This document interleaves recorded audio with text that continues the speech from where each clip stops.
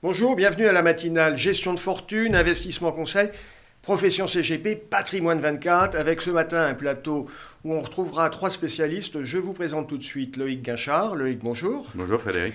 Loïc, vous êtes le directeur commercial marketing communication de Build Invest. Build Invest est un des spécialistes français du monument historique, du Malraux, du déficit foncier. J'ai à peu près tout dit sur la maison. Pas que. On a une foncière hôtelière qui nous permet de gérer les murs et l'exploitation. On gère un peu d'immobilier commercial et on gère l'intérêt des investisseurs qui nous font le plaisir d'acheter nos appartements en Malraux, déficit foncier et monuments historiques. Alors Loïc, une de vos actualités sur Build Invest, c'est que la maison fête ses 50 ans. Tout à fait. Dans les jours qui viennent. Oui, tout à fait. En juillet 2020, on aura le plaisir de fêter nos 50 ans à Deauville. Voilà. Dans un monument historique du 17e qu'on a réhabilité par le compte d'investisseurs. Qu'est-ce qui a changé en 50 ans sur ce marché de la réhabilitation historique ?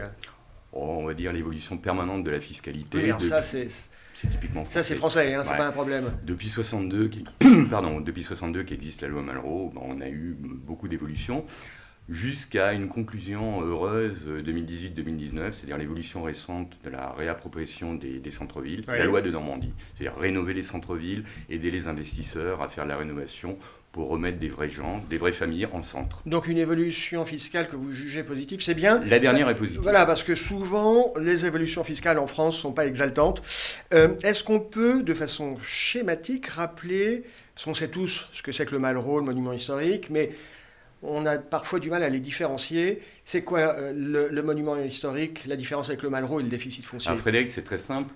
Tout ce qui est Malraux et de Normandie, c'est la réduction d'impôts. Je paie 20 000 euros d'impôts, 30 000 euros d'impôts. Je vais vous faire baisser par la part des travaux, de l'investissement, votre volume d'impôts. Ce qui est monument historique et déficit foncier impacte directement le taux marginal d'imposition, ce qu'on appelle la TMI. Vous êtes à 45, 50 et plus, vous allez perdre 5 points, 10 points, 20 points. Voilà, c'est tout simple. C'est très clair. Loïc, votre actualité produit, on sort de la crise Covid, on se dit qu'on va avoir une crise économique. Comment va l'activité chez Build Invest et quelle est votre actualité produit ? Elle est plutôt bonne pendant le confinement. Très peu de chantiers se sont arrêtés. Ils sont arrêtés un peu dans l'Oise, qui est un département très impacté. Mais en Normandie, les chantiers ont continué. Donc on livre actuellement. Donc c'est une actualité heureuse de livraison à des investisseurs. Et surtout, on va lancer le 52e et 53e immeuble à Honfleur. On est très très présent à Honfleur depuis une trentaine d'années. Et surtout, nous avons eu la chance de gagner un très beau concours à Caen, en hypercentre. Près de l'abbaye aux Dames, le couvent de la Visitation, un des rares immeubles qui n'a pas été bombardé par les Anglais pendant et à la Libération. Donc ce programme sera lancé à la rentrée pour les salons patrimoniaux. Là, on est sur de l'habitation. On est sur l'habitation en monument historique pour des vrais gens qui vont revenir en centre-ville. Tant sur Honfleur que Caen, le ticket d'entrée sur ces opérations, c'est quoi ? Alors le panier moyen dans l'entreprise est à 300 000 euros, mais on va de 250 à 600, 700. Ça vous donne à peu près la fourchette. On a l'impression que vous avez un tropisme très normand chez Build Invest. C'est votre spécialité. C'est vous un peu intervenez vrai, un peu mais partout en France. on intervient plutôt dans l'ouest de la France. Nous sommes présents dans l'Oise, comme je vous le disais, mais on est présent à Châtellerault, à Limoges, et énormément en Normandie, dans un axe Honfleur-Bayeux. Alors la question qu'on se pose, qu'on est un petit peu un profane comme moi par rapport à ces questions de monuments historiques et de Malraux, c'est le gisement. C'est-à-dire qu'à force de faire de la rénovation, qu'est-ce qu'il en est du gisement et comment vous voyez évoluer ? Alors d'abord le gisement et comment vous voyez évoluer ce marché ? Alors à cette question, 3 points. Le monument historique, il est complètement balisé. Où l'immeuble est inscrit, il est en centre-ville ou il est dans la pampa. Donc en effet, le gisement est tout à fait réduit dans les années et les dizaines d'années à venir. Le Malraux, c'est des périmètres de ville, donc ce n'est pas des bâtiments, c'est des périmètres. Donc il y a de la marge de manœuvre dans des villes. Encore faut-il que les villes aient une profondeur locative pour donner le rendement aux investisseurs. Et la nouveauté, c'est le de Normandie, qui a inscrit 232 villes en France dans les actions en cœur de ville. Mais quelle est la profondeur locative de ces villes ? Oui ou non ? D'accord. Est-ce qu'on peut revenir sur l'avenir du marché aussi au niveau des opérateurs ? On voit dans certains segments des opérations de rapprochement, de fusion, de rachat. Dans votre domaine, vous voyez l'avenir comment? C'est un marché qui, comme partout, Frédéric, vous y faites allusion, il se concentre. Les grands opérateurs nationaux rachètent des pépites et professionnalisent ce segment ou cette classe d'actifs en monuments historiques et en Malraux. Après, il reste des acteurs indépendants comme nous qui ont de belles années devant eux. Allez Loïc, pour terminer un scoop, est-ce que dans cette logique de rapprochement, Build Invest a vocation à se faire racheter ou pas? Non, je ne pense pas. C'est une entreprise familiale qui a anticipé son avenir, sa succession et toutes les belles pierres qui nous restent à rénover en France. Très bien. Loïc, merci d'avoir été avec nous. Et puis on va poursuivre avec Cédric Michel, que je prie de bien vouloir nous rejoindre.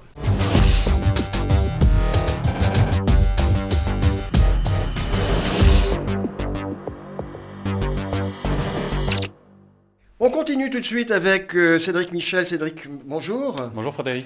Cédric, vous êtes directeur du développement de 4Points. Moi, je vous ai connu dans une vie professionnelle antérieure. Vous avez été à peu près 15 ans chez Fidelity et là, vous vous relancez, peut-être pas dans une start-up, mais dans ce qu'on appelle une boutique. Pourquoi ce changement d'itinéraire? Oui, après 15 ans chez Fidelity International, c'est vrai qu'aujourd'hui, j'ai décidé de donner une suite un peu différente à ma carrière professionnelle. Des nouvelles perspectives, un nouveau challenge, avec une société de gestion aujourd'hui qui pèse 230 millions d'euros. Ça, quel âge 4Points? Parce que 230, c'est en même temps beaucoup et on a tendance à dire que la viabilité d'une entreprise de gestion, à une époque c'était 500 millions, on a tendance à dire que maintenant c'est 1 milliard.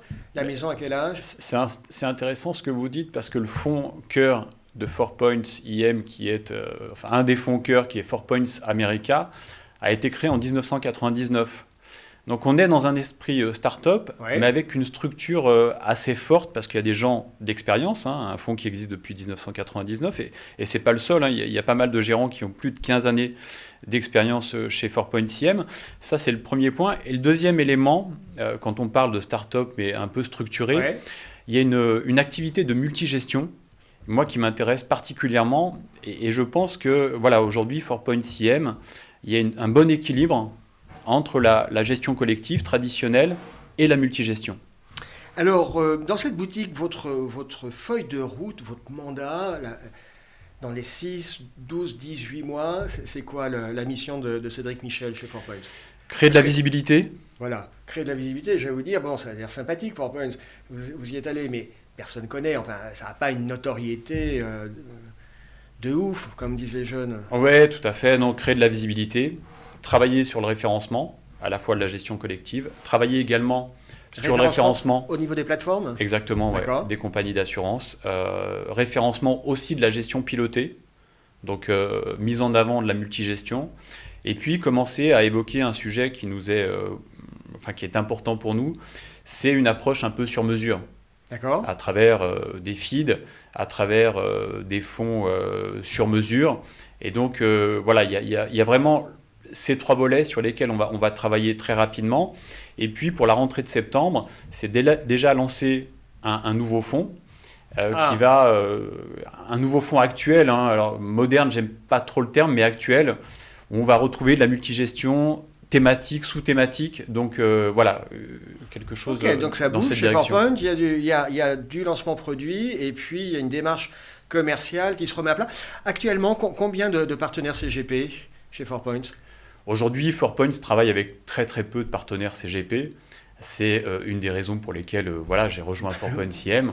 Ça va être de développer vraiment ces partenariats avec à la fois des CGP, des banques en ligne et puis quelques banques privées. Cette maison, on vient de l'évoquer, il y a un historique, il y a des fonds un peu anciens.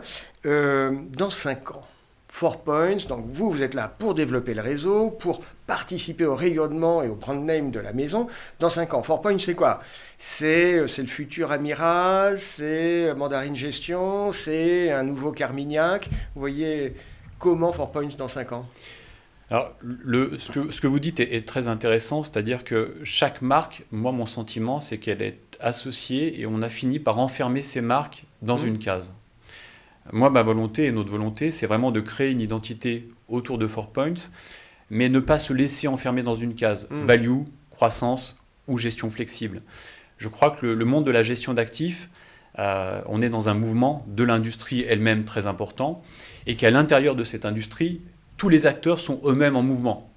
Donc il faut être en mesure d'être conscient de ces expertises, à la fois la gestion collective et à la fois la multigestion, pour avoir une identité spécifique sur ces expertises, mais ne pas s'enfermer dans une case. Ça, c'est vraiment très très important. Et puis l'élément important aussi sur lequel on va travailler, c'est ce métier d'assemblage. Et quand j'en discute avec les assureurs, les contrats d'assurance vie de demain, à mon avis, seront très différents de ceux que l'on a aujourd'hui ou de ceux que l'on avait il y a 5 ans ou 10 ans en arrière, parce que les outils et les véhicules d'investissement sont très différents aussi. Oui. Voilà, donc c'est un élément important pour l'avenir. Cédric Michel, c'est clair, merci. Et on se retrouve en septembre pour découvrir ce produit que 4Points se prépare à lancer. Cédric, merci. Merci beaucoup. Et on va retrouver, last but not least, Jean-Marie Souclier, directeur général de Sogenial.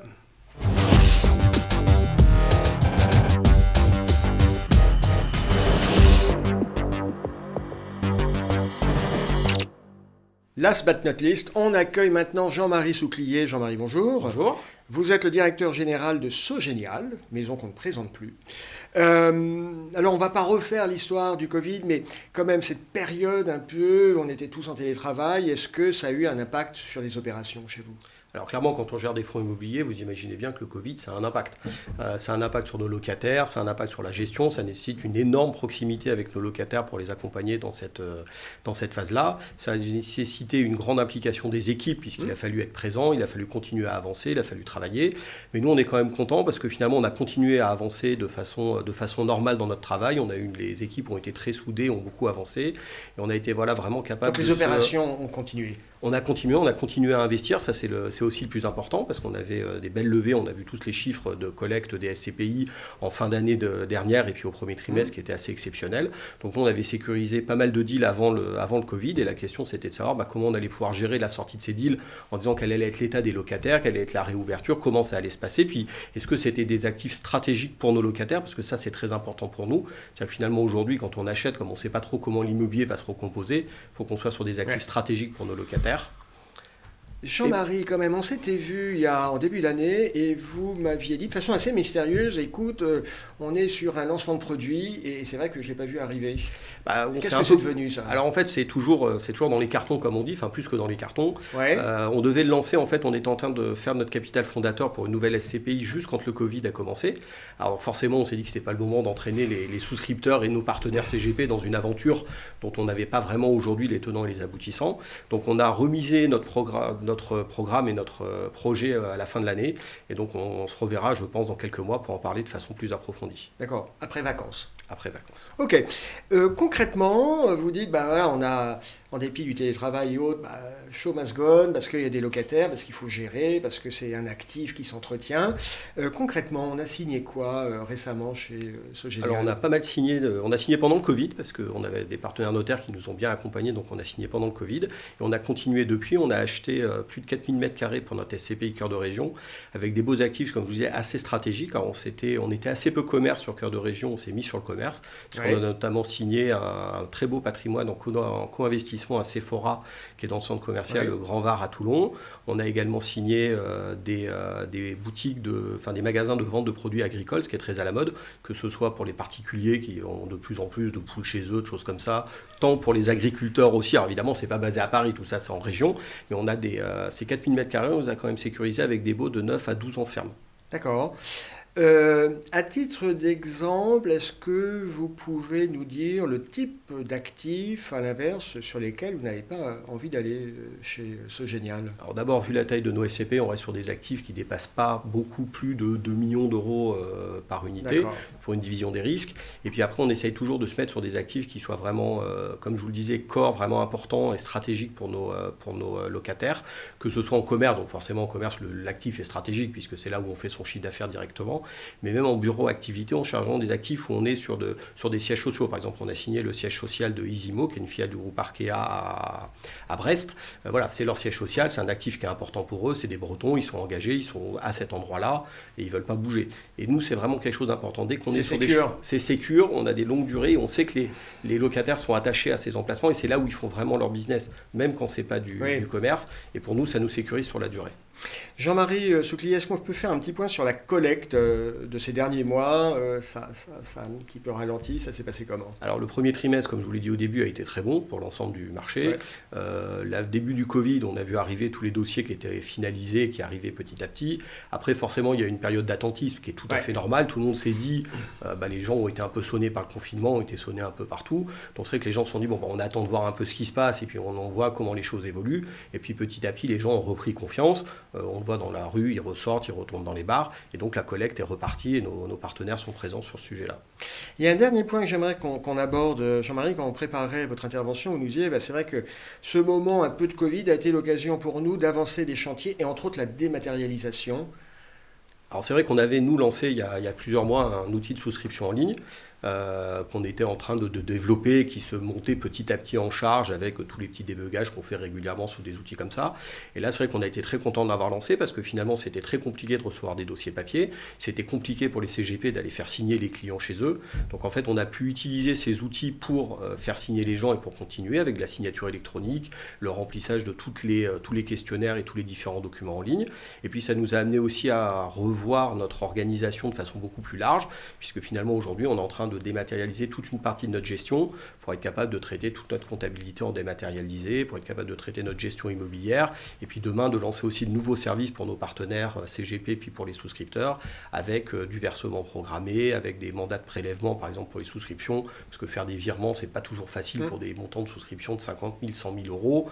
Les chèques, on n'en parle pas, donc c'est simple, faire des mandats de prélèvement peuvent simplifier les choses. Là, on est en train du coup de repenser totalement notre stratégie numérique et de la repenser et de l'accélérer surtout en se disant voilà, on a eu un peu le temps de réfléchir. Ça a été un bien pour un mal. Ça a été un bien pour un mal. Jean-Marie Souclier, c'était très clair. On se retrouve donc post-vacances d'été pour le lancement du produit. Merci à vous d'avoir suivi notre matinale, la matinale de gestion de fortune, investissement conseil, profession CGP et patrimoine 24. À très bientôt.